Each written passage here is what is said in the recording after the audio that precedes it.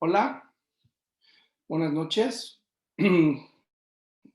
Bienvenidos a esta masterclass de el día de hoy. En nombre de Memoria Emocional, les doy la bienvenida a todos. Así que vamos a dejar pasar a todos. Y admitimos a todos. Bienvenidos sean.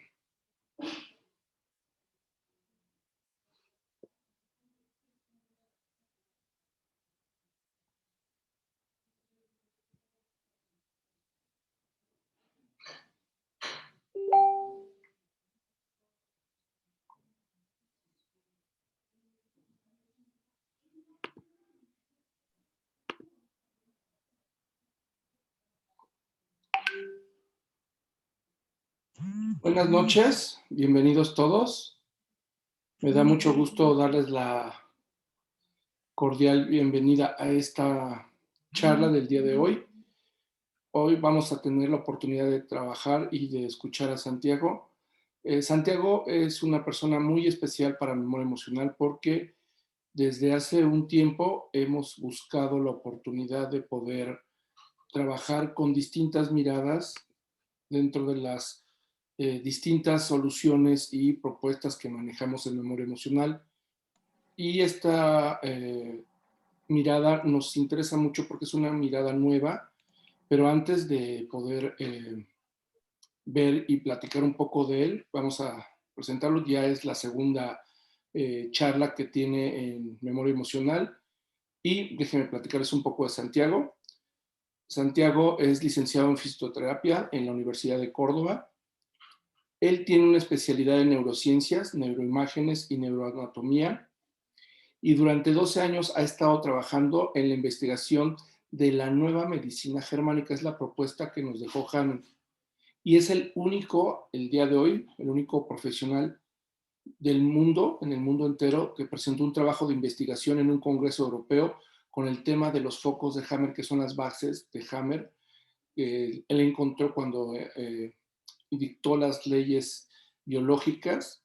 Él tiene un tema muy particular, cómo manejar e interpretar estos focos en relación a la depresión, que el día de hoy vamos a platicar eso. Ha dictado seminarios por todas partes del mundo, principalmente en Latinoamérica y en Europa, y específicamente en España y en Italia es donde ha hecho más su trabajo. Y el día de hoy va a estar con nosotros. Entonces, creo que es una muy bonita oportunidad porque de alguna manera lo que estamos buscando en Memoria Emocional es tener distintas formas de poder abordar situaciones como la enfermedad y en este caso la depresión. ¿Sí? Es una mirada desde un enfoque no de la descodificación, no de la psicosomática, sino el enfoque de las neurociencias y sobre todo el enfoque nuevo que le está dando él a la medicina germánica. Entonces, es una propuesta muy interesante y queremos también que sería la última presentación de Memoria Emocional aquí en este año, cerrar con esta presentación que va a tener para nosotros Santiago. ¿Sí? Entonces, les propongo, como siempre, apunten, ¿sí? Apunten. Hay dos personas que me contactaron y me decían que había casos especiales aquí, que si podían asistir a la charla, lo cual les dije que sí, sí, porque era importante por los síntomas, ¿no? Entonces, yo creo que es una buena oportunidad para esas personas y en general para todas, para preguntar sobre el tema de la depresión. Entonces, es una muy bonita oportunidad de poder, por un lado, conocer a Santiago y su propuesta, y por otro lado, este tema que para mí es la sombra de una sociedad, ¿sí?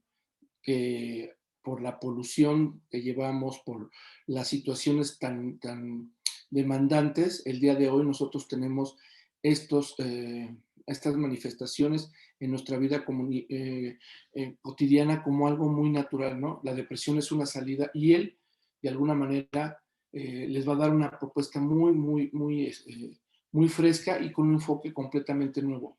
Y les propongo también, apunten todo y al final él les va a dar una parte de preguntas y respuestas. Así que bienvenidos sean a esta masterclass todas, ¿sí? Sobre todo que hoy nos enfocamos mucho a poder contactar a todas las personas de la comunidad de memoria emocional y las personas que es por primera vez que están llegando a memoria emocional a través de esta charla. Bienvenidas sean todas. Así que démosle unos minutos a Santiago para que esté listo y vamos a empezar esta charla. Muchas gracias.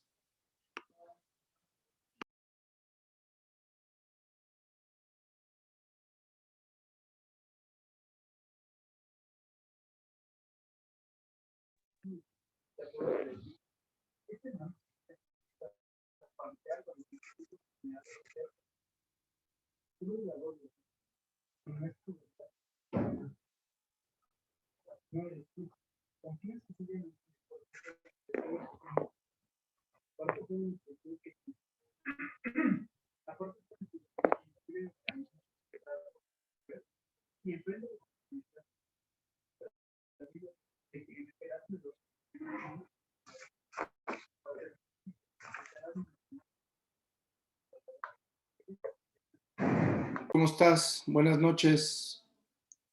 Aquí desde México te damos la cordial bienvenida. Buenas noches, Santiago.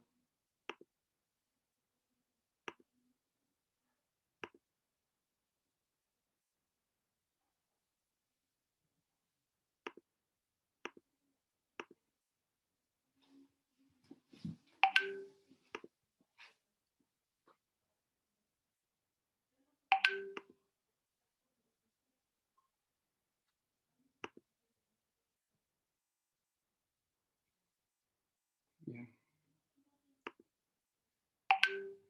Unos minutos más y ya se está preparando Santiago para estar con ustedes. Ok, ahí está. Ahí está. Hola, hola. Ahora sí. ¿Cómo Tenía el estás, micrófono. Santiago? Bien, bien. Tenía el micrófono apagado. Había pedido disculpas por eso mismo, por el tema del micrófono, por el tema de la computadora. Pero bueno, acá estoy. Hermano, estamos muy contentos de volverte a tener aquí. Y bueno, pues hay mucha gente que quiere escucharte. Y ya les platiqué, te introduje, ya presenté más o menos en un breve espacio de tiempo todo lo que has hecho, pero la verdad es que hay mucho más por hablar de ti, pero qué mejor que tú les puedas compartir esta visión tan precisa que tienes sobre este tema, que es un tema muy profundo y sobre todo que es un mal que nos aqueja en los últimos tiempos, ¿no? Entonces creo que hay mucha gente que tiene este interés de preguntarte, así que yo les propuse que si tú lo permites, platiques, ¿no? Nos presentes esta pequeña visión en un lapso de tiempo y todas las preguntas que tengan, que te las hagan al final. ¿Qué te parece?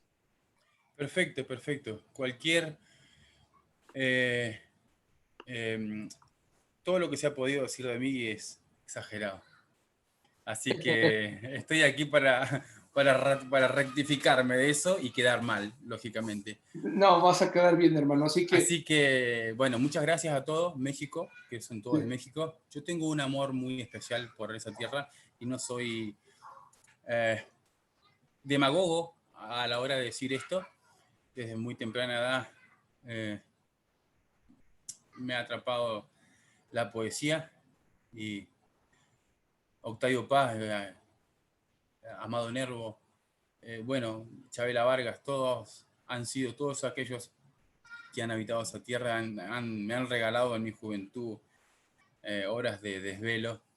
He tenido la suerte de conocer Coyoacán por el año 2013 en una formación que hice y, y quedé encantado con la gastronomía.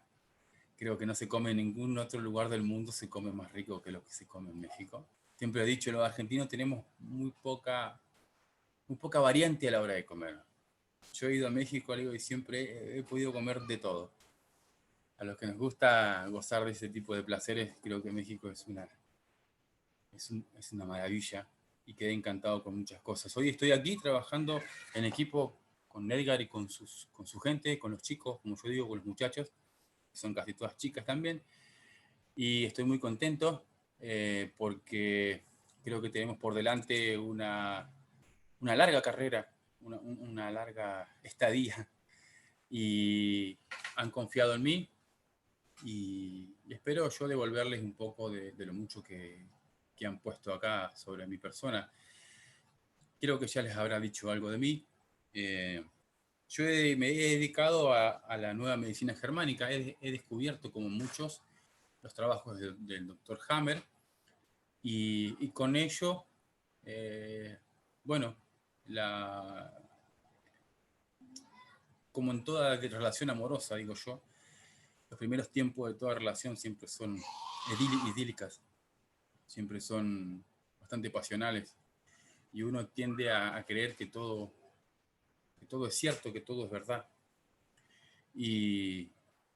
Pero después goza, creo que la condición más maravillosa que puede tener un hombre de ciencia o cualquier hombre que no sea de ciencia, pero que habite el territorio, planeta Tierra, es el pensamiento crítico. Cualquier persona que ya sea panadero, sea albañil, tenga el oficio que tenga, aquel hombre que goza del pensamiento crítico, de la posibilidad crítica de pensar, está un paso por delante de nosotros. Es decir, el panadero que piensa que el pan se hace de una manera, pues no se va a hacer nunca más de ninguna otra manera, ese es el hombre que no piensa. El panadero que piensa que hay maneras diferentes de amasar la masa para no romper la función del leudado, por ejemplo, y entiende que se maneja la masa de una manera diferente, pues hace ejercicio, opera con el pensamiento crítico. En la ciencia, el pensamiento crítico es una condición que pocos tienen. Gracias a mi formación y gracias a la carrera universitaria que uno ha tenido en una universidad tan tradicional y con mucha tradición, sobre todo en la educación científica de la Universidad de Córdoba, los que hemos estudiado allí, algunos de ellos, hemos mamado ese espíritu crítico para poder entender que leerlo a Hammer no significaba ser indulgente con él y serle permisivo en todo lo que él creía. Entonces el camino del investigador consiste en eso, en preguntarse, no en desestimar y quizás en menospreciar el trabajo, sino en mejorarlo, en mejorar siempre el trabajo que el otro ha hecho en virtud de lo que uno cree que está bien. Hay ideas que uno debe abandonar porque con el paso del tiempo también las nota insuficientes y otras no, otras se deben defender a capa y espada. Jacques Monod fue un premio Nobel de Medicina, un hombre que escribió sobre evolución, un libro maravilloso que se llamó El azar y la necesidad, en donde plantea la posibilidad de que las cosas en la vida suceden por azar, pero que hay una necesidad biológica de transmitir esa información genética a generaciones futuras. Él lo llamó invariante. Dijo que los padres tienen tanta información, o las generaciones tienen tanta información, a través de la invariante química, de la invariante física, morfológica, que necesariamente, por eso el título es necesario, la necesidad. A partir del azar surge la necesidad de que esa invariante decante en las generaciones futuras. Ese hombre dijo que en una conferencia que la modestia le sirve al sabio, dijo Monod, pero no a las ideas que debe defender. Las ideas se defienden sin tanta modestia, con rigor y sin modestia. Hay que decir lo que uno piensa, decirlo bien y decirlo. Entonces esa es la postura que yo siempre tuve en mi trabajo y es la que me distanció de Hammer para poder abordar la depresión, para poder entender que detrás de ese paciente depresivo, sobre todo en los primeros años en los que uno estaba un poco empapado de esta medicina y estaba como ensimismado, enamorado, no quería salir del modelo hammeriano para entender otra cosa. Después las especializaciones y los viajes y las demás colegas que uno fue conociendo me fueron nutriendo, pero el que me fue nutriendo más fue el paciente. El paciente me fue nutriendo porque he tenido la posibilidad de abrir los ojos frente al paciente y estar horas y horas y horas hablando con el paciente. Y evidentemente lo que me presentaba, lo que él me sugería, no tenía nada que ver con una visión tan simplista de que la depresión ni era aquello que Hammer planteaba. Entonces, ese espíritu crítico que en los albores de la vida uno va, va sembrando. Yo siempre he dicho que muchas de las cosas que he podido hacer de grande las he soñado con un pan con manteca en el patio de mi casa. Allá a lo lejos, allá lejos y hace tiempo, decía Henry Hudson, surgen las primeras ideas del hombre que investiga y después la vida parece que nos propone un poco de lo que queremos ser.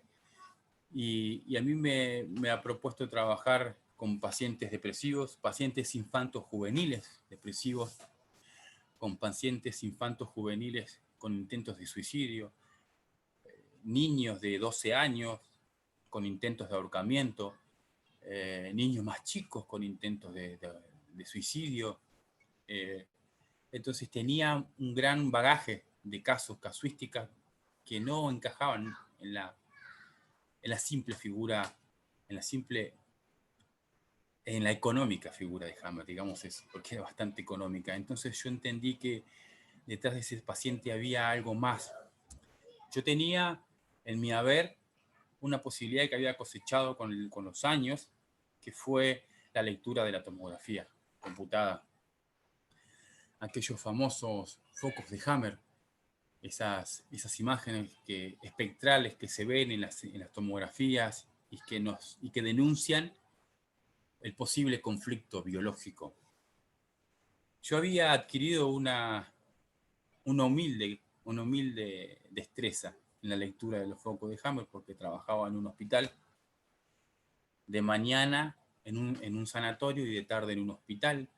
Entonces tenía a mi disposición enorme cantidad de tomografía computada, enorme cantidad de pacientes. Y pacientes depresivos también. Y entonces sí empecé a estudiar y a darme cuenta de que podía leer esos focos de Hammer con el paso de los años, ¿no? El paso de los años lo advertí. Entonces ya empecé a ir sumando cuestiones profesionales que me permitieron, lógicamente, animarme a pensar diferente. Y entonces empecé a darme cuenta que el paciente decía otra cosa. Y un día, leyendo a Michel Foucault, Foucault dijo algo que a mí me cambió un poco la visión de todo esto. Foucault dijo que si él hubiese sido posible para él caminar hacia atrás y poder ver ese preliminar, ese camino, ese preludio en el que su paciente psicótico llega a ser psicótico, si existiese la posibilidad de recorrer ese camino inverso, él sabría la razón por la que su paciente es psicótico y podría ayudarlo, pero él con el diagnóstico pues no puede hacer nada, decía Foucault. Si yo pudiera, si existiese esa posibilidad de recorrer el camino inverso, y yo supe que estaba frente a ese camino inverso, que Hammer había descubierto ese camino y que yo tenía esa posibilidad de afianzarme en ese camino en el paciente depresivo. Para resumir, la visión de Hammer es muy simple. Dice que es un conflicto de territorio, de pérdida de territorio. Algún día hablaremos de eso con mayor profundidad. Ese concepto es equívoco. Nadie está en su casa y pierde el territorio y se vuelve depresivo. La depresión es un camino continuo, perpetuo, es un camino sistemático de conflictos, de una posición del paciente frente a la situación del conflicto. Y en ese camino yo fui juntando, como dije en la charla anterior, me convertí fui recogiendo piedras de esa tomografía. Fui viendo diferentes partes del cerebro que estaban con imágenes, que estaban activadas, y fui juntando piedras. Fui juntando pedazos de fragmentos de historia que el paciente en su tomografía me estaba contando. Yo tenía esa posibilidad. La pregunta es, ¿y aquellos que no saben leer tomografía pueden hacerlo? Claro, a partir de hoy creo que lo pueden hacer, porque este modelo que yo podría presentar les puede servir como ayuda, como un puntapié, para que ustedes busquen en el relato del paciente el ABC. Casi todos funcionamos de la misma manera. Casi todas las depresiones se conforman de la misma manera. No todas son iguales. No vamos a entrar en... Hay un gran bagaje de conocimiento detrás de una depresión y de otra. Pero sí puedo decir que me he convertido en eso. Fui encontrando las piedras del camino, esas piedras que Foucault decía que existían en el camino del psicótico. Yo fui encontrando las piedras y las piezas que me hicieron armar definitivamente construir la realidad del paciente depresivo. Este modelo que me tocó investigar a mí, que llevó muchos años, me llevó algunos años investigar, es eso, para resumir, a través de la tomografía, pero dejando de lado la tomografía, a través de la anamnesis, yo tengo una serie de preguntas incansables para el paciente que va a ir respondiendo, y a raíz de eso yo voy construyendo ese camino que Foucault en alguna vez dijo, en otro lado de la vida, en otro lado de la historia. Y a mí se me hizo muy claro que poner al paciente frente a su propia novela, frente a su propio camino sistemático de errores, y no de errores conductuales, es decir, no errores porque el hombre yerra o porque se equivoca, sino porque evidentemente entra en una situación de conflicto, frente a una situación de conflicto se estresa y tiene una conducta de adaptación. Es eso la depresión. El modelo que yo intento presentar consiste en eso, en esa construcción. Yo sé que hay poco tiempo y este tema es maravilloso, pero esa sería la definición. Eso sería lo que yo podría resumir de mi trabajo. Vamos a encontrar, tanto en la anamnesis como en la tomografía, y aquellos que son muchos los que nos leen tomografía, la posibilidad de que en el relato del paciente, que en el lenguaje corporal del paciente, podamos encontrar todo lo que yo encontré en una tomografía. Ya no hace falta leer tomografía. Eso me lo hice yo hace 12 años atrás y dejé mi vida por eso. Dejé mi vida y dejé mi dinero detrás de todas las tomografías. Hoy todo eso, lo que a mí me costó tanto, hoy cuesta poco. Entonces, vamos a ver un paciente, va a venir un paciente, va a haber un paciente cansado, y entonces vamos a ir empezando a sumar, a describir un cuadro clínico que no tiene, nos sigue maravillando y que no tiene nada que ver con la pérdida de territorio. El cansancio físico real, el cansancio muscular real del paciente. El aplanamiento emocional, falta de empatía, no le importa nada. No me importa. Vamos para allá, no quiero, no tengo ganas. Ni hablar que esa persona tenga una pareja, tiene una vida sexual activa, tiene una pareja, un matrimonio, un noviazgo, pues también llega con un aplanamiento sexual muy grande, que forma parte del cuadro de sintomatología que el paciente tiene, que tampoco tiene nada que ver con el territorio. Entonces empecé a ver esa clase de cosas. Paciente descuidado, paciente que no se baña, está tirado en la cama. También es otro síntoma de alerta que tiene que ver con más conflictos que van apareciendo.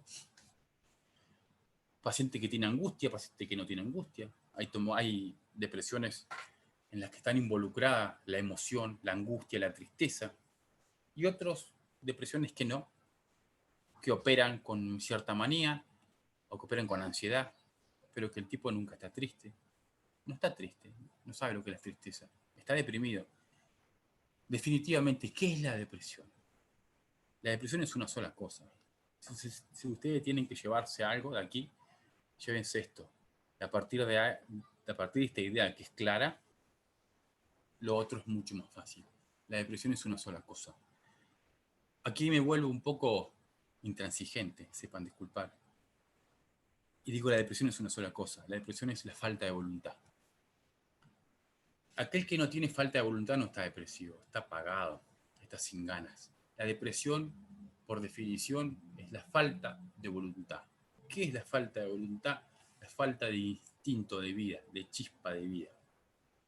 Los alemanes, los padres de la neuropsiquiatría alemana, fines de 1800, descubren en el cerebro una estructura en el lóbulo frontal que tiene relación con la voluntad, y le llaman Antrieb, en alemán, A-N-T-E-R-I-E, B larga. Antrieb, pero creo que se pronuncia Antrieb, se pronuncia así, creo. Mis amigos que saben alemán me han corregido. Antrieb. ¿Qué significa? Significa fuerza de voluntad, espíritu. El hombre o la mujer depresiva carece del Antrieb, carece de la fuerza de voluntad. Ese es el punto de partida. Tenemos que entenderlo al paciente desde el lugar. A partir de ahí, le sucede y le ocurre todo lo que le ocurre, que son síntomas que también vamos a ir desprogramando con el paso de las semanas. Pero tenemos que entender esta charla, al menos, escueta, nos vamos a basar en eso. ¿Cómo llega a perder la libertad? Perdón, ¿cómo llega a perder la voluntad? Después, toda aquella gama de sintomatología, un paciente cansado, con fibromialgia, con fatiga crónica, un paciente con dificultad a la hora de moverse, con la idea cabal de que moverse ya es un peso. Toda esa sintomatología que forma parte del paciente depresivo, del síndrome depresivo, la vamos a dejar para después. Quizá nos vamos a animar a dar un taller el 30 de enero y vamos a lucirnos ahí todos juntos. Pero ahora el punto es, la pregunta creo, es ¿y cómo llega el tipo? Sepan disculpar algunos modismos argentinos. ¿Cómo llega el tipo a deprimirse? ¿Cómo llega el tipo a perder la voluntad? ¿Por qué? Y esto es interesante. Yo creo que al terapeuta y al paciente hay que educarlo. Entonces, ¿cómo surge una depresión? Bueno, lo primero que tenemos que saber es que la depresión surge del cerebro. Y el cerebro tiene su evolución y tiene sus vestigios de evolución. Es decir, que cuando el paciente se encuentra frente a situaciones X de la vida, su propio cerebro toma conductas para adaptarse, para salvaguardarse, para sobrellevar, para oponerse a lo que está sucediendo. Entonces se adapta de forma conductual. Punto. Eso es lo primero. Pero ahora, la conducta en algún punto puede fallar, el estado de ánimo puede fallar. Y como resultado es la enfermedad que conocemos. Entonces, de alguna manera, el paciente que comienza su vida con cualquier episodio, ¿sí?, comienza a activar estructuras del cerebro muy antiguas. A mí, pongo por caso un ejemplo, vamos a ser prácticos. Un muchacho está de novio con una chica. Su relación es muy mala. Él está enamorado, ella dice igual, y aparecen estas relaciones tormentosas. Siempre han sido muy comunes a lo largo de la historia. Hay una novela maravillosa de Goethe, el joven Werther, las desventuras del joven Werther, un escritor alemán, Goethe. El joven Werther era un muchacho muy torpe que se enamoró de una hermosa mujer, Charlotte, que estaba casada. Ella de alguna forma jugaba con él, a enamorarlo, ¿no? Y él se termina suicidando, se deprime y se suicida. Esa es la historia más maravillosa que yo he encontrado en la literatura de la depresión. ¿Y por qué? Pongamos el ejemplo del joven Werther. El joven Werther se enamora de Charlotte y le da su vida. Pero sabe algo, que no es correspondido. Sabe que ella es casada. Y que tiene poca chance de que esta mujer lo tome en serio. Pero él adopta el papel de segundo plato, de amante. Ni siquiera de amante. Pero adopta la posibilidad de que ella se enamora a lo largo de la historia de la novela, se enamore de él. Y aquí ocurre el primer conflicto. Cuando uno pone al servicio de una situación estresante su instinto de lucha. yo me pregunto, sabiendo, nosotros, cualquiera de todos nosotros, espero que me respondan que sí, porque no cerramos la conferencia. Y cualquiera de nosotros diría, ¿para qué me voy a enamorar de alguien de quien no está enamorado de mí? La lógica opera de esa manera, el sentido común básico opera. ¿Cómo me voy a enamorar de esta chica o esta chica? ¿Cómo se va a enamorar este muchacho sabiendo de que este muchacho ha sido muy claro con ella y ha dicho, mira, yo de vos no me voy a enamorar porque tengo mujer, tal cosa? Bien, esa es la primera situación que ocurre en la vida real. Tomemos ese ejemplo de la literatura alemana del joven Werther. Entonces Werther empieza a luchar por ese amor de forma innecesaria, porque ella de manera constante lo rechaza. Como todo enamorado rechazado, es medio estúpido. Entonces insiste en forma constante, y lo lleva y lleva y lleva. Y ella siempre le da un poco, le quita otro poco, y finalmente no lo quiere. Werther pone al servicio de esta situación de conflicto que tiene una particularidad. La situación siempre de todo paciente depresivo tiene una particularidad. Es una situación mucho más grande que él, de forma real o de forma metafórica. Si uno pudiera entender de forma lógica que no se debe enamorar de alguien, que no se va a enamorar de uno, pues sobrepasa la situación y la resuelve en un abrir y cerrar de ojos. Pero cuando el amor o cuando la situación es brutal, lo sobrepasa a uno, es muy grande, es gigante, esa situación se para frente a nosotros y nosotros nos sometemos a esa situación. Y ahí aparece el primer conflicto de lucha. Lucha innecesaria ante una situación que nos doblega, de forma real o metafórica, ya sea porque es gigante, verdaderamente gigante, o porque nosotros le hemos dado la connotación de gigante e insuperable. Y allí nos comportamos de la manera más instintiva. Luchamos y luchamos y luchamos y luchamos. Entonces aparecen estructuras del cerebro muy viejas que se ponen en marcha. No se pone en marcha el neocórtex y empezamos a pensar en nuestra enamorada y el joven Werther empieza a pensar, no, el tipo no piensa en nada. Él se levanta, apenas se ata los cordones y ya sale a buscarla a ver si la cruza por el mercado. Entonces en ese estado casi desasosiego y desesperación del enamorado rechazado, pone al servicio de todo lo que le está sucediendo su propio instinto de supervivencia. Él quiere luchar, él cree que lo va a tener. Entonces pone estructuras muy viejas, muy límbicas. El sistema límbico lo pone para que se lo pateen, ahí, al servicio de esa señorita.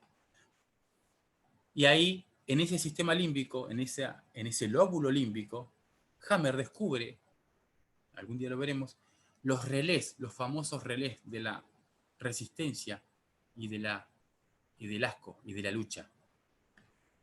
No es casualidad de que haya ocurrido eso, de que Hammer haya encontrado que los relés de la resistencia y de la lucha muscular se encuentran en el lóbulo límbico. Entonces, lo que primero pone el paciente depresivo frente a la situación es la lucha y la resistencia. Se resiste a abandonar el amor sin importar y a sabiendas de que es un amor no correspondido. Él se resiste. Hay situaciones que le van a dar asco. Y es posible que ese paciente durante todo el periodo previo a la depresión sufra altibajos de hipoglucemia, hiperglucemia, pero por sobre todo entra en un estado de manía, de lucha instintiva, y tiene que ver con la emoción, y de lucha muscular, porque esa parte, esa estructura del lóbulo límbico, tiene una particularidad. Está gobernando, gobierna o corrige toda la estructura muscular de la parte media del organismo. Es con la parte con la que se lucha.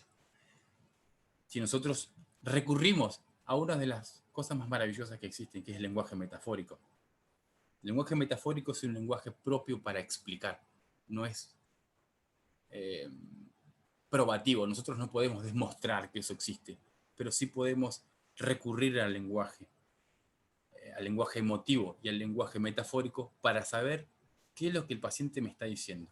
Entonces el paciente dice, yo voy a poner el pecho a esto. Y lo dice muchas veces, yo le voy a poner el pecho a esto. Yo lo voy a ganar, yo voy a luchar por esto. Cuando uno que ha caminado en la vida, que tiene tantas derrotas, sabe que no tiene que luchar contra absolutamente nada, y menos contra alguien que no lo quiere. Es el sentido común. Pero ese paciente, el que cree que se va a enamorar, que Charlotte se va a enamorar de él, se olvida de todo. Entonces, pone su propio instinto, su propio lóbulo límbico, su propio relé de lucha y su propia musculatura y su propio lenguaje metafórico. Está puesto todo ahí. Ese paciente es maravilloso escucharlo, porque nosotros vamos anotando, hoy en día, cuando nosotros podemos tener este modelo como una ayuda, como una puerta, habrá tantas más y mejores a lo largo del tiempo, pero esto creo que me ha costado tanto tiempo dilucidarlo, que hoy en día escuchar a un paciente es el paciente me va diciendo lo que le pasa y punto, y se acabó. Yo lo hago hablar, le hago preguntas y él habla y se expresa así. Llamémoslo amor, pero capaz que es un trabajo, capaz que es un terreno, capaz que es una casa, capaz que es una herencia, yo no sé. Pongamos el ejemplo que ustedes quieran, pero el punto de partida es eso. Lo tengo que recuperar, tiene que ser mío, tengo que luchar. A esto le pongo el pecho, a esto le voy a poner el alma. Entonces comienza en esa lucha incesante, comienza. Pero eso cesa en algún punto, porque evidentemente estamos hablando de estructuras que consumen mucha gran cantidad de glucosa. El lóbulo límbico consume grandes cantidades de glucosa. El cerebro consume grandes cantidades de glucosa. Y un cerebro que piensa, un cerebro enamorado, evidentemente consume mucho más. El cerebro consume 150 gramos de glucosa por día y consume alrededor de 22 mililitros de sangre por cada 100 gramos de tejido vivo. Es decir, que aumenta la cantidad de glucosa y aumenta la cantidad de sangre que el cerebro está consumiendo tan solo por pelear por algo que yo me propuse pelear. Ahí es la puerta de entrada que dice depresión y el paciente no lo sabe. Entra por ahí. Después de que se desgasta, el paciente se va a desgastar. Se va a desgastar mentalmente, claro. El consumo de glucosa ya va a cesar. Por lo tanto, muchas veces va a necesitar grandes cantidades de carbohidratos para consumir. Y él no se va a dar cuenta. Porque su cerebro se lo pide. Va a necesitar grandes cantidades de sangre. Y él no lo sabe. Y entonces va a necesitar oxigenarse, salir. Y así el cerebro entra en una cuestión silenciosa que el paciente desconoce, pero que le va a jugar en contra. Eso se llama estrés. Después ocurre algo también maravilloso, que es, ¿qué sucede con tanto instinto, con tanta lucha? Bueno, en algún punto todo eso tiene que parar. Y entonces el paciente empieza a pensar, bueno, ya evidentemente esta no me quiere, o me tiene a las vueltas, o este terreno no lo voy a recuperar, o bueno, evidentemente la plata la voy a perder. Bueno, algo sucede. Empieza a parar un poco y empieza a poner al servicio de ese conflicto que va recorriéndose la voluntad. Empieza a ser volitiva la cosa, empieza a tomar acción sobre lo que ocurre. Ya no es el lóbulo límbico, sino que es el lóbulo frontal. El lóbulo frontal es el lóbulo ejecutivo, el que toma decisiones. Ahora empiezo a tomar decisiones sobre esto. Bueno, hoy no la veo porque evidentemente esta ya me parece que no me quiere, dice el joven Werther. No lo dice eso, pero yo me imagino que lo decía. Y así, bueno, evidentemente. Y llega un momento en el que eso también ocurre como un desgaste y que es otro consumo grande de energía. Detrás de esto hay mucho más. Yo estoy resumiéndolo porque voy a dejar tiempo para las preguntas. Y ahí aparece la voluntad, pero la voluntad es la condición casi humana casi humana del cerebro. Nosotros somos una máquina práctica, somos una máquina de hacer. ¿Sí? Siempre hay una cuestión dual. Es decir, tenemos ganas de hacer, pero a veces decidimos no hacer. Pero el lóbulo frontal es el lóbulo ejecutivo, el que practica, el que opera, en virtud y conforme a algunos valores preventivos que yo tengo. Si yo sé que está mal rechazar los ravioles a mi suegra, pero son asquerosos, por lo tanto, pero no lo puedo hacer ni le puedo decir, usted cocina muy mal, no se lo puedo hacer. Entonces, hay valores preventivos éticos y valores preventivos del cuidado conductual, pero el cerebro es una máquina práctica, es una máquina de decir y hacer. Entonces, aparece la voluntad como esto, como lo pragmático, como lo práctico.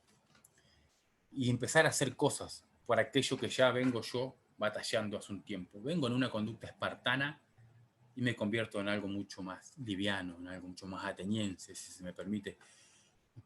Ahora pienso, digo, ¿y qué pasará si esto? ¿Y qué pasará si aquello? ¿Y si hago aquello? Pero eso también ocurre algo. El paciente también se cansa de eso. Estamos hablando de una situación verdaderamente estresante y de conflicto puro. No estamos hablando de ninguna cuestión romántica. ¿Sí? Para el enamorado, el estrés, enfrentarse a un estrés tan grande como el de ser rechazado y no querer ser rechazado, estamos hablando de un drama. De un drama. Al ser humano los une el drama, diría Borges. Y en ese drama, el tipo no frena nunca. No va a frenar nunca. Pero ocurre algo. El tiempo lo frena. ¿Por qué? Porque su naturaleza es adaptarse a las situaciones. Siempre hay una pulsión perpetua a adaptarse. En algún momento el caballero piensa y dice, bueno, se acabó. Evidentemente esta muchacha ya no me quiere, yo no puedo hacer nada. Y ocurren situaciones de adaptación, conductuales de adaptación. Y en ese momento es cuando parece, convengamos, opera la naturaleza y dice, escúchame una cosa, y esto lo dice Juan Carlos Covelli, que es un criminólogo argentino de mucha fama. Él dice en uno de sus párrafos de sus libros, la depresión, dice Covelli, es una respuesta de adaptación del cerebro ante una conducta de la cual ya es estéril seguir peleando. Eso me terminó de cerrar todo lo que el paciente no me terminaba de decir a mí. Definitivamente encontré esa vuelta de tuerca que me faltaba para encontrar en más tomografías y seguir ahondando más y decir, ahí es donde se apaga la voluntad y es ahí donde aparece el diagnóstico. Cuando la naturaleza, ya llegado a un tope, a un momento de éxtasis y de manía y de lucha constante y de agotamiento y de aplanamiento sexual y de todo lo que ustedes quieran, llega un momento en que hay dos soluciones.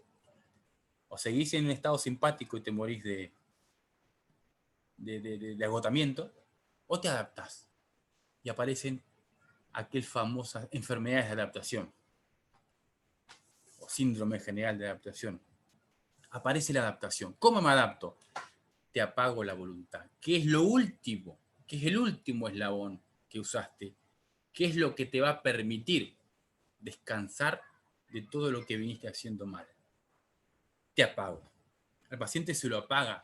Cuando yo digo se lo apaga, a mi juicio es casi literal, porque cuando uno en la tomografía encuentra en el área Hantrier, en el área que se llama 9 de la cara interna del lóbulo frontal, en la cara ejecutiva del lóbulo frontal, donde está la voluntad, encuentra focos de Hammer.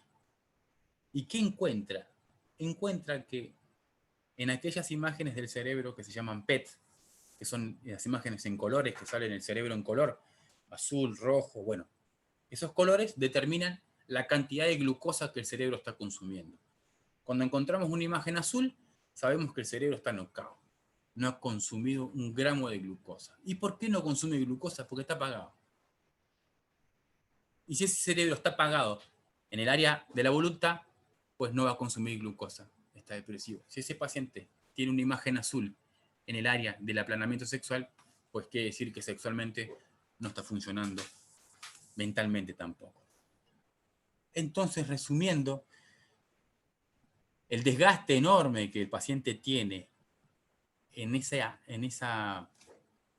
pone al servicio de su problema su vida entera y diferentes etapas cerebrales y estructuras cerebrales y diferentes conductas cerebrales, que llega a un punto tal en el que opera la voluntad. Y en esa voluntad, definitivamente, para evitar que ese paciente se termine muriendo, se apaga, se aplana. Se aplana desde el punto de vista cerebral, hay pruebas que determinan que eso es así, pero desde el punto de vista conductual, que tenemos un paciente depresivo, un paciente triste. De alguna forma, más o menos, ocurre eso. Cuando nosotros, detrás de ese paciente que viene, podemos contar todo esto, que no es nada que yo he dicho hoy, pero que vamos a contar mucho mejor después, pero que al menos nosotros como terapeutas vamos certificando, vamos ratificando sesión a sesión de que es verdad, de que ha ido así, de que primero fue así y de que fue así y que la sintomatología tiene relación con esto y con esto vamos tachando y vamos encontrando bien esto, bien esto, bien esto. Cuando el paciente termina de ver esa película, él mismo no lo puede creer. Y es eso lo que en algún punto yo he propuesto para esta charla, entender que esa depresión no es una disminución de la serotonina, ni es una pérdida de territorio, es el último eslabón, el apagamiento final de la naturaleza. La naturaleza ha cuidado al hombre, lo cuidó, lo cuida hasta el final, apagándolo, porque ya tuvo demasiado, ya tuvo demasiado. Con todo lo que pasó, con todos estos años que ha venido así, estos meses que ha venido así, ya sea por el amor, por la pérdida de su hermana, por la pérdida de un hijo, por la pérdida de su mamá, por la pérdida del negocio, por lo que sea que haya arrancado, llegó al final. Y parece que casi en una actitud de milagro la naturaleza lo apaga para que este tipo no pelee más, porque no puede más, porque se mató y se desgastó. Esos pacientes sí pueden recuperarse, a mi juicio sí pueden recuperarse. No todos, la verdad es esa, pero en su mayoría sí pueden recuperarse. Estamos hablando de un cerebro desgastado, estamos hablando de un cerebro conflictuado. Yo creo que cada terapeuta puede tener muchas herramientas para sacar adelante a su paciente.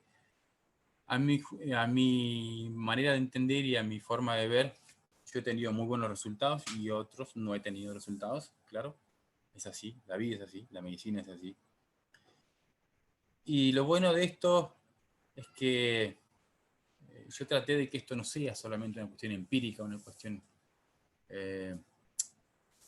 especulativa, y presenté este trabajo de investigación en el Congreso Europeo de Medicina Integrativa el año pasado, un congreso de medicina ortodoxa. Después de 6-7 meses me llamaron para decirme que mi trabajo había sido elegido. La mitad del comité decía que sí, la otra mitad decía que no, porque yo hablaba un poco de Hammer. Y en Europa está un poco restringido esto. Yo prometí cambiar algunas cuestiones. Este trabajo, tenemos la suerte de que ya me han llamado de 2 revistas científicas de los Estados Unidos para publicarlo. Me va a tardar mucho publicarlo porque tiene que ver con cuestiones propias de mi vida personal, en las que tengo que estar muy inspirado y muy tranquilo para escribir, y en estos momentos no lo estoy. Creo que nadie lo está. Yo no estoy particularmente. Pero tiene la rigurosidad de la ciencia detrás. Uno intenta ser claro, coloquial a la hora de hablar y dar ejemplos, porque es necesario. Pero no quiero dejar colgado que mi trabajo ha sido expuesto en un congreso mundial y que ha sido muy bien recibido y que ha sido también cobijado por algunas revistas, porque aquellos, al menos aquellos de forma equivocada creo, creen como yo que el paciente no es solamente una disminución de una serotonina, creen que detrás de cada paciente hay una historia. Y este será uno de los tantos modelos, de las tantas formas de encontrar esa historia que hay detrás de ese paciente. Esta es una, hasta ahora incompleta a mi juicio. Creo que tengo mucho más para dar, el tiempo lo dirá, pero creo que por ahora está muy bien. Y es lo que yo quiero compartir hoy, sembrar la duda, sembrar la discordia, y por qué no, sembrar la crítica, y decir, bueno, sí se puede, siempre y cuando veamos al paciente como un camino sistemático de cuestiones, y no como un solo conflicto, como dos conflictos, sino como una historia que ojalá podamos armar. Ese es el objetivo mío, el que fue y el que seguirá siendo. Bien, dicho esto, espero haberle servido. Sé que fue muy poco, pero bueno, es el inicio de todo. Espero que nos acompañen. Yo creo que lo va a decir ahora Edgar, pero podemos estar en condiciones de servirle a las personas para que me hagan preguntas. Sí, muchas gracias, Santiago. De hecho, miren, este hombre, si se darán cuenta, es una biblioteca andando, y además de tener distintos encuentros en su cerebro, desde la ciencia, la filosofía, la literatura, la medicina. Entonces, es muy rico poder escucharlo, pero yo inicialmente, cuando empezamos a platicar sobre la posibilidad de poder estar con él, apoyándolo, le decía, Santiago, tienes un reto, y tu reto hoy lo lograste, y es ser, con tanta información que tiene, ser lo más concreto, porque hay un taller que vamos a tener en enero, como él les comentó, y que el reto era, ahora queremos que la gente también participe, porque hay muchas personas. De hecho, aquí hay 2 personas que estoy viendo que me contactaron y me pidieron que si podían venir sus casos. Había una chica de 14 años que parece que tiene depresión, entonces les dije, por favor, que vengan. Entonces, por favor, lo mucho, porque sí dio mucho. Yo en lo personal también estoy trabajando con lo de la depresión, y entiendo muy bien lo que les acaba de presentar. Me interesa mucho este tema porque, les repito, es un mal que aqueja hoy nuestros días, y que las condiciones que están dándose pueden propiciar todo esto, ¿no? Pero les dijo algo muy interesante: es un tema de una lucha. Y en palabras de Santiago, porque platicamos la semana pasada, es una lucha donde no vas a poder vencer, ¿no? Entonces, muy interesante la visión que él nos está proponiendo, muy distinta a la que Hammer dejó, y obviamente a la que se manejan en otras escuelas, como la descodificación. Entonces, yo quisiera que, además de aprovechar porque es muy fresca su propuesta, es única, porque es él, es su propia visión, que puedan hacer todo tipo de preguntas enfocadas a esto, y sobre todo, si hay esta posibilidad, por ahí está Noemí, si Noemí está tu hija, si quieren preguntar, yo creo que es el momento, ¿sí? Hoy es el momento para preguntarle, y si pueden, consideren que vamos a tener este taller. Al final les voy a dejar una lámina donde está la fecha de este evento, y les diré cómo pueden acceder a él. Pero hoy es el momento para poder platicar y charlar con Santiago, que, dicho sea paso, te agradecemos, Santiago, porque pues, son 3 horas de diferencia. Es las 11 de la noche, y si escucharon, había niños que estaban ahí, son sus chiquitos que están pidiendo que papá pueda estar con ellos. Están atados en este momento. Sí, yo Están lo atados. sé. Y que Santiago está muy amorosamente con nosotros compartiendo. Así que, chicas, aprovechen, y por favor, todas las preguntas son bienvenidas. Los micrófonos, déjenme ver cómo andan. No, están abiertos, así que adelante los que quieran preguntar.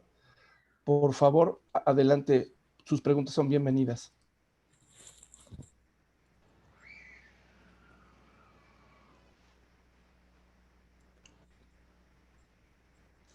Hola Edgar, soy Carla. Hola, Carlita. A mí me interesa que sepas el caso de Carla. Carla es mi paciente, Santiago. Entonces, yo creo que tiene muchas preguntas muy interesantes. Pero ya viste el enfoque que te dio Santiago, Sí, sí, una sí. lucha que vas a Ujú. perder. Así que adelante, pregúntale todo lo que quieras a Santiago.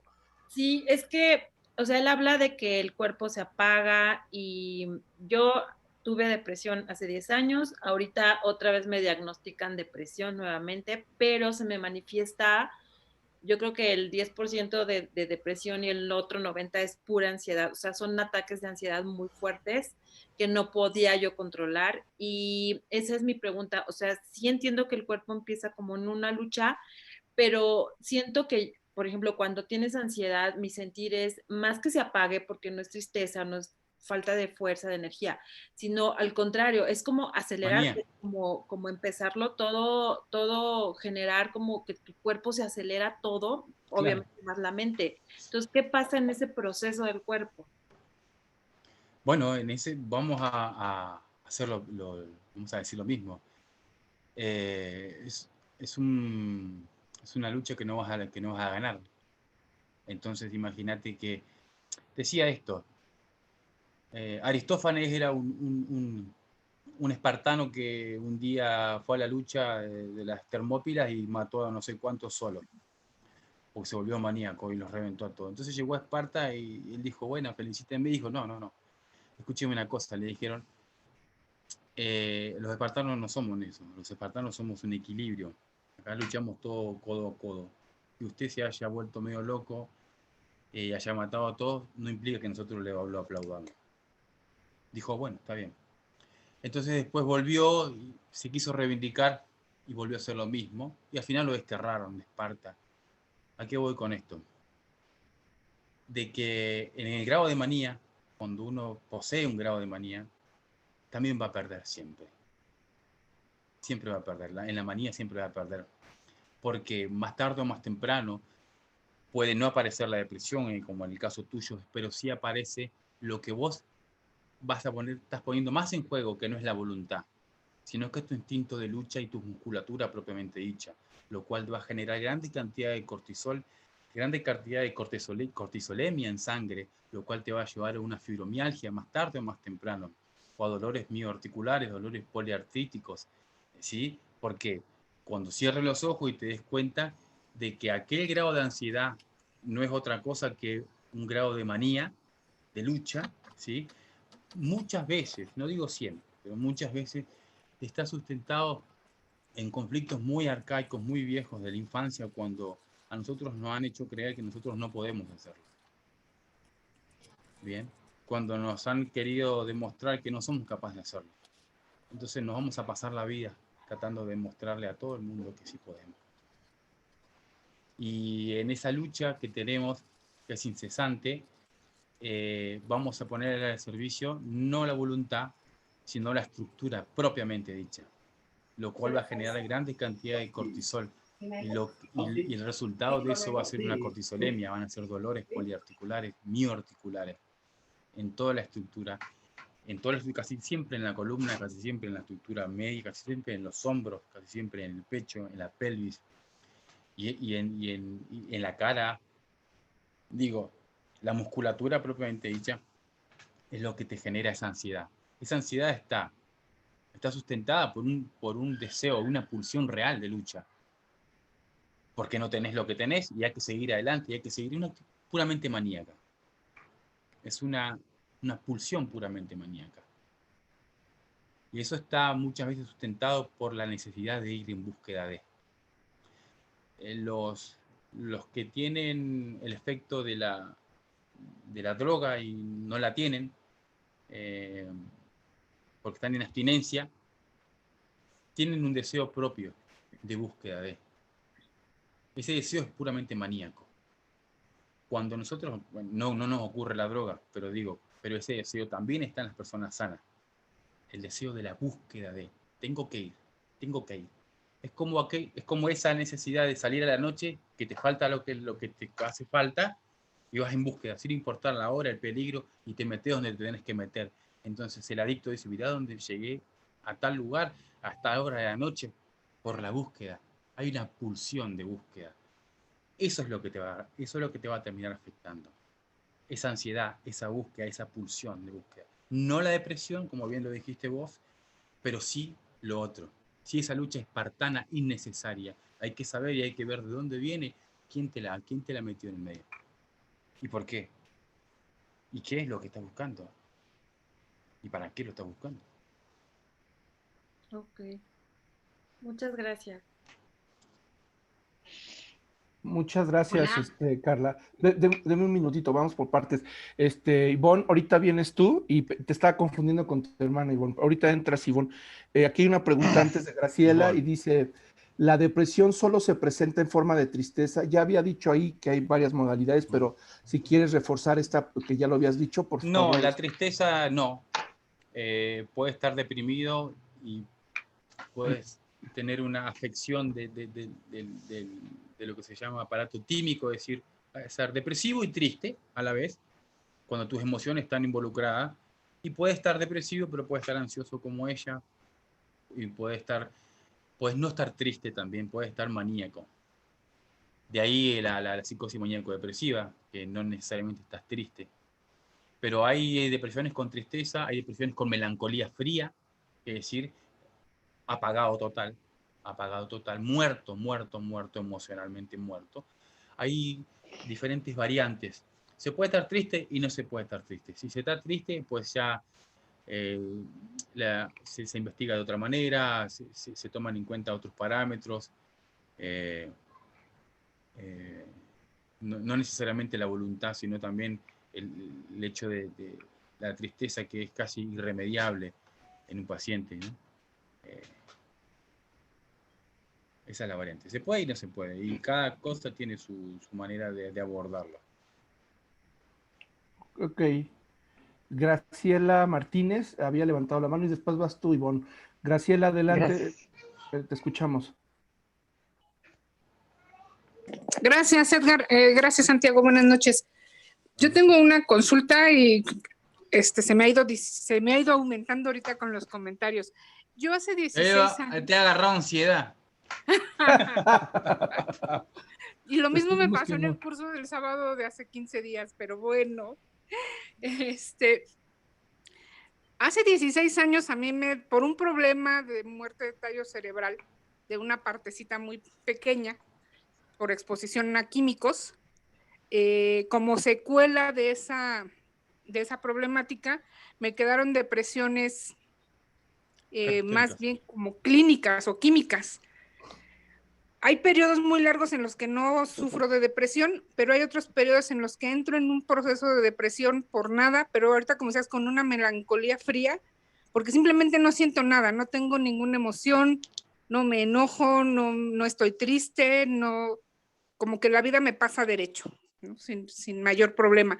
Pero problemas físicos también me ha causado. A partir de eso yo empecé a tener subidas de peso. Cuando entro en esos procesos de depresión, subo más de peso, me hincho más, como que retengo cosas y no sé si esto en la parte de la bioneuroemoción tiene algo que ver, como que estoy deteniendo y no sé. Pero me llama mucho la atención que sin tener tristeza puedo pasar a la depresión. Claro, sí, claro que podés pasar a la depresión. Habría que ver también en esos momentos que vos lo describís como depresión, hay, pongamos por caso, una suerte de catatonia, una suerte de... ¿Sabes lo que es la catatonia? Sí, La muerte muscular, es decir, está ahí, estoy ahí, estoy estoy como bloqueado, paralizada, claro, como como paralizado. bloqueada, exacto, como, o sea, como hasta como cansada, como hasta incluso con cierta pérdida de masa muscular, ¿no? A pesar de Sí. la subida de peso, me doy cuenta que es otra cosa y no es masa muscular, pero me doy cuenta que me ocurre después de haber pasado o cuando estoy transitando por esos periodos de depresión, que ya en algunos casos en muchos casos he tomado terapia y yo creo que voy a tener que ir a una terapia con Edgar. Pero realmente es como un tema como más clínico de alguna cosa como que no sucede bien en mi cerebro que me hace entrar a ese proceso. Lo que sucede es, bueno, se podría explicar rápidamente. El tronco cerebral tiene relación con las esquizofrenias catatónicas. Eso significa que maneja, desde el punto muy vestigial, muy antiguo, maneja los movimientos clónicos y tónicos. Las personas que son esquizofrénicas catatónicas, que se quedan duras, pero son esquizofrénicos y están duros, tienen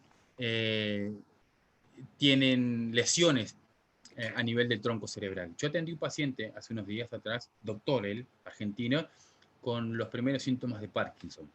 Cualquiera podría pensar, bueno, bla, bla. Yo en la tomografía y en la resonancia descubro que él tiene focos de Hammer a nivel del tronco cerebral. La pregunta es, ¿qué tiene que ver? Cuando uno se lesiona del tronco cerebral o tiene conflictos muy reptilianos, tomemos esta palabra como aquel cerebro de MacLean, reptiliano, límbico y córtex. ¿Qué es un concepto reptiliano? ¿Qué es un conflicto reptiliano? Es el huir y el no huir, el escapar, el no escapar, el atacar o el quedarme. Cuando todos tus conflictos puedan estar matizados con este tipo de cuestiones,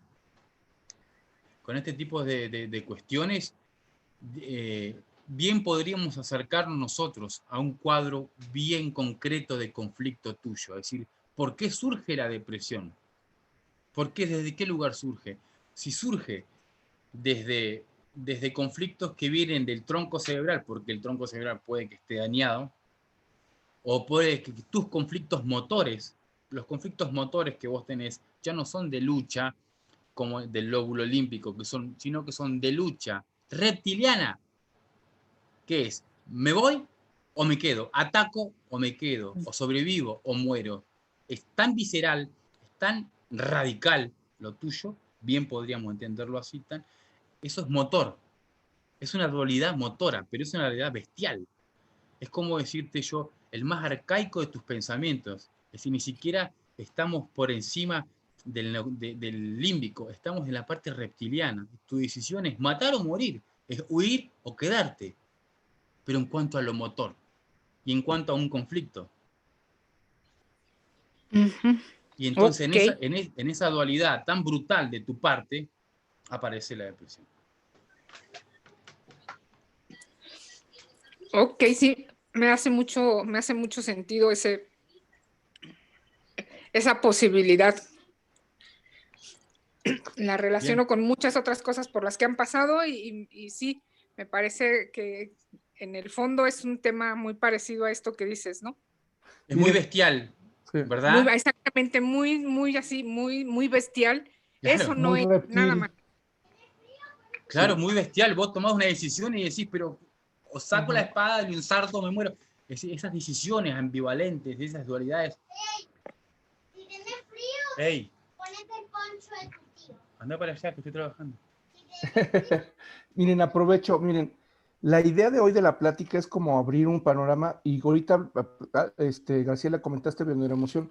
Mi querido amigo Santiago, nada que ver, es una visión completamente distinta porque en México tenemos distintas miradas, muy respetables. La bioneuroemoción es de Enrique, ¿sí? La descodificación es de Cristian. Aquí hay alumnas, está por ejemplo Laura Pulido, que es alumna de Cristian, yo también estudié con Christian Flesch. Hay alumnas de Salomón aquí, ¿sí? Hay alumnos de la psicosomática y todo, pero él, y también hay alumnos de medicina germánica, pero él... Y no fíjate que hay una particularidad, no hay ningún alumno mío. Sí, eso es lo malo, porque apenas, pero estamos sembrando, Santiago. La idea es, efectivamente, la idea... me estoy deprimiendo. ¿Sí? No, espérame tantito, no, si no vas a tener el reptil a todo lo que da. La idea es que vean esta nueva mirada. Por eso me encantó la propuesta de este hombre, además de ser muy inteligente, es una mirada completamente distinta. No es Hammer, ni tampoco es descodificación. Es una mirada muy fresca y tiene mucha información que compartir. Entonces, hoy, en un breve espacio de 1 hora, nos dio una apertura de esto. Va a haber un taller. Y la idea, chicas, por eso se los queremos comentar, aprovecho, por eso lo quise interrumpir, es que estamos pensando después tener una formación para manejar esto. Y eso es mucho más enriquecedor, porque todas las preguntas que tenemos, ¿sí? Ahí van a ser todavía más trabajadas. Entonces yo creo que es una muy buena oportunidad y este hombre es un especialista en esto. Entonces me gusta que ustedes estén preguntando y que claro que hay muchas cosas que en el taller se van a abordar y se van a profundizar en esta formación. Entonces la idea es que conozcan a Santiago. Santiago es una persona muy conocida, pero aquí en México estamos a través de este intento que estamos haciendo el equipo de aquí, humildemente, Memoria Emocional, es darlo a conocer, ¿sí? Es eso, es queremos que vean que no todo es estos monstruos de la descodificación, también hay otras miradas y esta me parece muy importante que tenemos que tomar en cuenta. Entonces, chicas, aprovechen esta oportunidad. Ahí Y dice voy, una señora, perdón, sí, bueno, preguntaba de qué sí, escuela, no sé a qué se refiere, si yo sí, tú, sí, estudié. de qué corriente eres, Santiago? ¿Qué escuela eres? La escuela de Santiago, Soy porque borgiano, soy la escuela de Borges. mira, una de las cosas que platicaba con Santiago le decía, creo que tienes que tener algo así, o sea, algo que te puede identificar, y lo está trabajando, ya lo trabajaremos y le vamos a apoyar, pero él es una persona completamente fuera de la regla, en el sentido de no sigue un camino, sigue su propio camino, y es muy inteligente el chico, o sea, por eso Claro, está yo aquí con tomé nosotros. la medicina germánica como Sí, punto de esa es la base. partida, pero evidentemente eh, mm, me apoyé en el auxilio de las neurociencias para poder entender cómo funciona el cerebro y que obviamente que al ser más complejo, nosotros podemos sufrir un montón de cuestiones y el cerebro las graba y bueno, digamos que esa es la escuela, ¿no? La escuela. El punto de partida fue esa, pero no, yo se lo he dicho a la primera conversación que tuvimos con Edgar, la condición fue que me dijo, si sos jameriano, eh, cortamos nuestra conversación acá. Yo le dije, no, por favor, eso es un Con insulto. eso. Claro, fue así. Y yo dije, no, pero le dije que no, pero es cierto, yo no podría hacerlo nunca, nunca podría estar en un lado del bando y amigos míos que están del otro lado, no sé, desprestigiarlo, no, para nada. No, no es la No soy idea, de no. uno, ni soy de aquí, ni soy de allá, no. Ujú, sí. Pero bueno, hay una persona que quiero que participe, que ya alzó la mano porque tiene un caso, no sé, Ivonne, si pudo escucharlo tu hija, y por favor, las preguntas, aquí está mi querido Santiago para Ivonne, escucharte. Adelante, Ivonne. te conocí allá en el viejo Montmartre. Sí. Puedes poner tu micrófono, Ivonne, adelante. Perdón. Gracias, Edgar. Gracias, Santiago. Buenas tardes, noches. Buenas noches. No, mi hija finalmente no quiso estar presente. Mi hija tiene 14 años. Somos familia adoptiva y bueno, la tengo desde bebé, desde 3 semanas. Entonces, pues, somos familia completamente conocida, ¿no? El punto aquí es que, pues era una niña, bueno, creció muy bien, pero sí desde pequeña la notaba que ella hablaba solita mucho tiempo, cosa que mi hijo mayor no, o sea, no hablaba tanto él solo, se contestaba, ella se carcajeaba, o sea, hablaba mucho sola. Pero no sé, de 3 años para acá, tuvo un cambio, ella solita se dice depresiva, y realmente no sé bien cómo identificarlo, si tal vez ya me tardé demasiado tiempo, ella se ha lastimado, se ha hecho cortadas, Autoflagelado. sí, se ha cortado las piernas, Ajá. los bracitos también, cuando le vi los brazos, pues ya después empezó a hacer solo las piernas, y en realidad, pues sí, me gustaría saber más al respecto porque sí quiero ayudarla, ¿verdad? Sí, he de decir Tiene. que, No, perdón, termina y te hago una pregunta. Ah, Termina, perdón. he de decir que la verdad es que también suelo ser una persona, no soy depresiva, pero sí tal vez melancólica, no sé, o sea, tengo tendencia un Ok. poquito también a Bueno, sí. bajonearme. Normalmente casi todos somos así, casi todos. Hay un grado de melancolía que se ha intentado mecanizar. La psiquiatría ha secuestrado la melancolía para llevarla a un lugar patológico. En realidad, ser melancólico no. Pregúntenle a José Alfredo Jiménez si no servía la melancolía y a Chávez la Varga. Pero digo, dejando que hay la melancolía, bien puede ser un estado normal. Lo que no es normal es lo que plantea usted como conducta de su hija. La pregunta también es rápida, es eh, si ella tiene algunos, a ver cómo empezar, son 2 o 3 cosas que quisiera saber rápido. Se guarda mucho, tiene mucha, digamos, ha sido objeto de bullying en la escuela o ha sido objeto Sí, digamos, sí, de bullying, llamémoslo bullying, de burla. Ha tenido problemas con el peso, con la visión, con los ojos, sus gafas. no, en realidad con el peso no, pero sí ha sido una persona que de repente trata de integrarse, pero también hace, o sea, su mismo carácter no la ayuda. Entonces, Explosiva, tiene ataques de explosión, sí, ¿no? Sí, sí, de ira. sí, Sí, ok. sí, Bien. sí, sí, Sí, sí. sí, sí, sí, sí.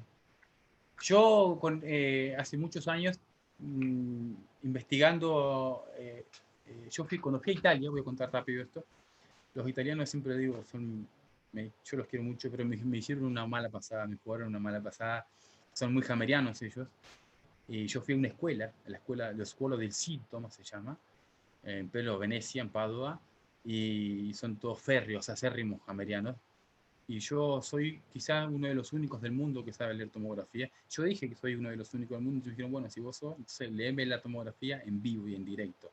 Yo estaba muy cansado, habían 3 días de seminario, y creo que fue una mala jugada, una mala pasada, lo digo con simpatía, pero tuve que leer la tomografía en vivo de un niño autista, el cual yo no sabía absolutamente nada, porque pregunté, bueno, ¿me van a decir historia clínica? Pues no, nada.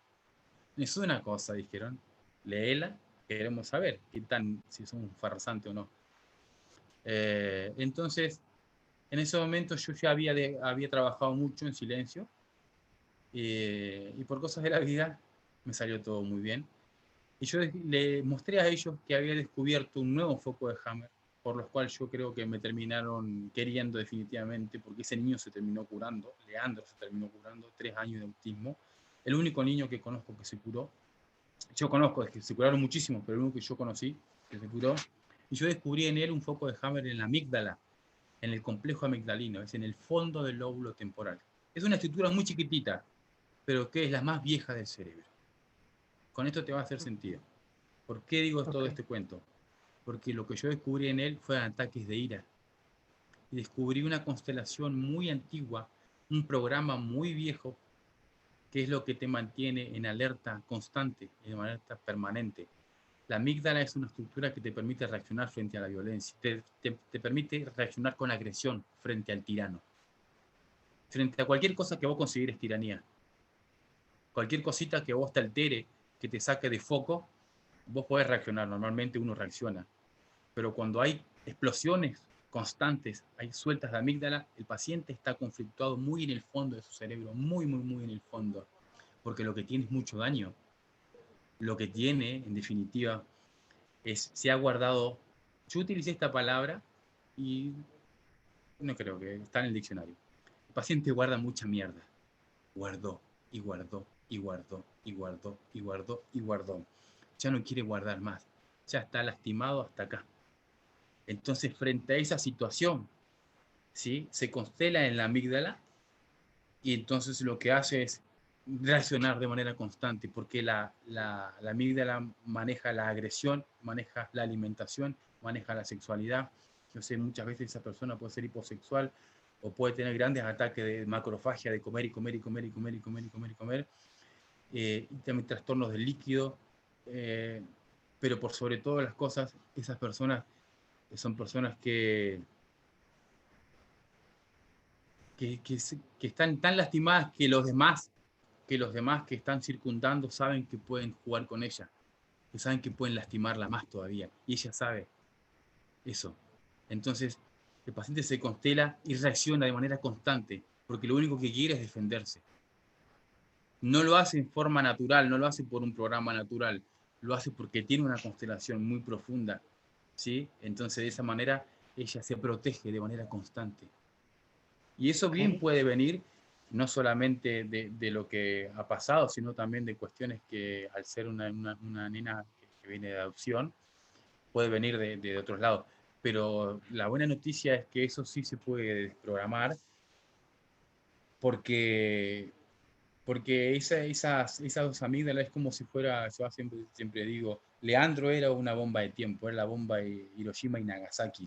O sea, hacía falta que lo toquen así para que explotara, por cualquier cosita.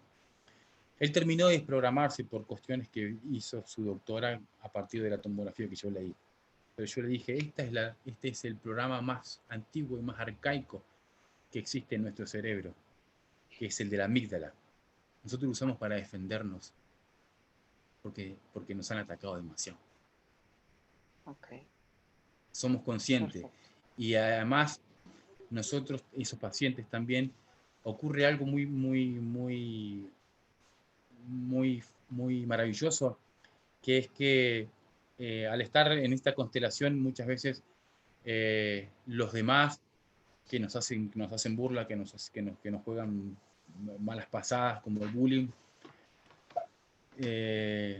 se genera un vínculo del cual el paciente no puede salir nunca, que es el vínculo del miedo, ¿sí? Por eso ataca, porque tiene miedo.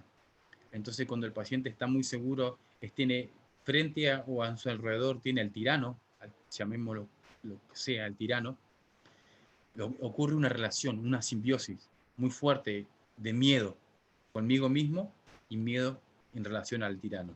Yo doy señales. El perro, por ejemplo, en la etología, el perro que es cobarde y que ya no quiere pelear más, da señales de sumisión y se pone boca arriba y entrega el cuello, donde está la yugular. La entrega para que el que está arriba juegue a morderlo. Eso le está diciendo, yo con esto no puedo más, ya me ganaste. En las personas ocurre algo parecido.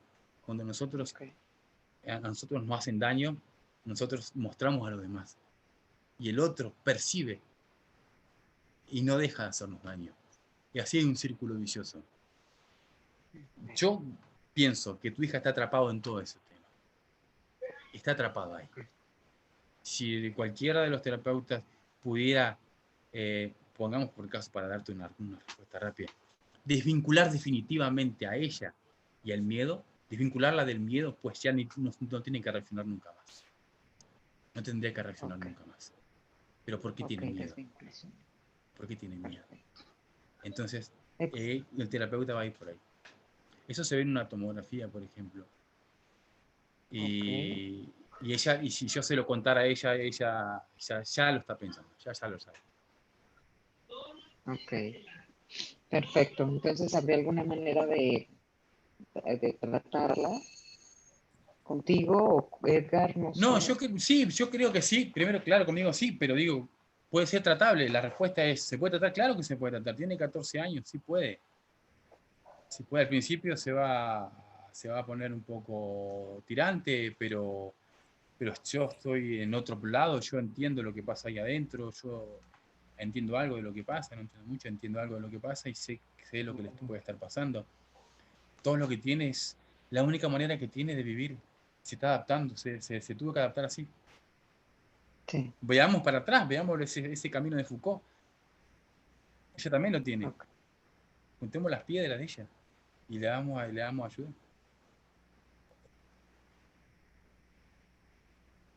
Perfecto. Bien. Pues muchísimas gracias, Santiago. Muchas gracias. Por favor, un gusto. ¿Más preguntas? ¿Dudas, chicas? Bueno, Santiago, yo creo que hoy nos diste una mirada mucho más profunda que la primera vez que te presentaste, porque fue más abierto tu historia, lo que hacías, y hoy es esta temática de la depresión, que la realidad es que no podíamos poner en Facebook depresión porque es un tema medio álgido. Sí. Y de por sí ya con el tema del COVID, están cerrando las cuentas, pues bueno, es difícil, ¿no? Pero el tema es depresión. Entonces, quiero yo invitarlas para que puedan, ¿sí? Profundizar esto con él. Van a tener una charla con él, un taller todo el día, el sábado 30 de enero, ¿no? Este tema de la depresión y lo intitulamos así, El origen de la tristeza, para que Facebook no nos pudiera bloquear, ¿no? La conexión hacia ustedes, pero es la depresión. Entonces, es un taller de un día completo donde va a estar Santiago obviamente haciendo una exposición más profunda que esta plática, esta charla, y podremos trabajar con él todas las dudas y situaciones que ustedes quieran participar. Creo que es una muy buena oportunidad, uno, para terapeutas que interesan, porque veo varios terapeutas que están aquí que les interesa profundizar, conocer también esta mirada de Santiago, son bienvenidos, y público en general también, porque al final el conocimiento es conciencia y la conciencia es el cambio y la sanación. Entonces, los esperamos. Eh, Todas las personas que se hayan inscrito al taller, ¿sí? Digo, a la plática, les vamos a mandar los datos, ¿sí? De contacto, ¿no? Para que ustedes puedan hablar con nosotros, o el equipo de memoria emocional los va a contactar si están interesadas para que puedan acceder. Yo creo que es una muy buena oportunidad. Si algo me distingue, se los quiero compartir, ¿no? Como director y fundador de Memoria Emocional, es esta capacidad de ver talento, ¿sí? Entonces, veo un talento en él, le dije, te apoyo por muchas cosas, y aparte lo apoyo porque es un excelente padre, ¿sí? Siempre lo voy a decir. Santiago tiene a sus hijos, los cuida y todo. Vean, está trabajando y están sus niños esperando. Así que, Santiago, yo te agradezco muchísimo que nos hayas dado la oportunidad. Sé que es tarde para ti, pero hermano, No, te lo está bien. agradezco Hoy es ya día de descanso. Sí, hermano, pero de todos modos, descansa. Te agradecemos en nombre de Memoria Emocional y de aquí de Bueno, muchas la gente que estuvo. Muchas gracias por tu tiempo y cuida a tus chicos, y te deseamos felices fiestas, ¿eh? Muchas. Bueno, también muchísimas fiestas, Sí, buenas Navidades para ustedes, que se acabe definitivamente esto sí, para todos, para cada uno de ustedes, que se acabe para mí también, y sí, que puedan juntarse con quien quieran juntarse, que puedan abrazar a quien quieran abrazar y que los tengan cerca y esperando que desaparezca esto definitivamente. sí. Así que un saludo y un cariño para todos. Y gracias a todas. Esta es la última conferencia de muchas que empezaron a raíz de todo este cambio. Entonces, en nombre de Memoria Emocional, les damos las gracias. Viene un año muy movido. Esperamos, cruzamos dedos porque queremos que Santiago esté en vivo. Hoy lo vamos a tener en enero en Zoom, pero después, ojalá, porque es lo que estamos buscando, que venga él y que vengan tantas personas como el doctor Selam y otras personas aquí a México para compartirles. Así que mis mejores deseos, gracias por acompañarnos este año. Los esperamos. Hay mucha gente, les digo, Christian Fresh va a estar en mayo, en agosto con nosotros.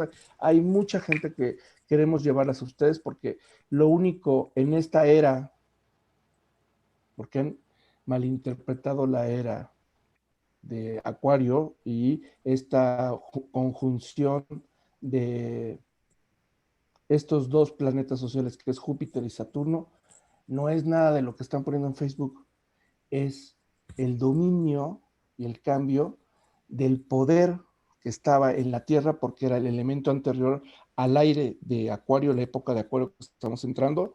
No es un tema de espiritualidad, por favor. ¿Por qué le hacen todo eso? Ese es el Neptuno en Piscis, es conocimiento. El poder hoy es conocimiento y conciencia.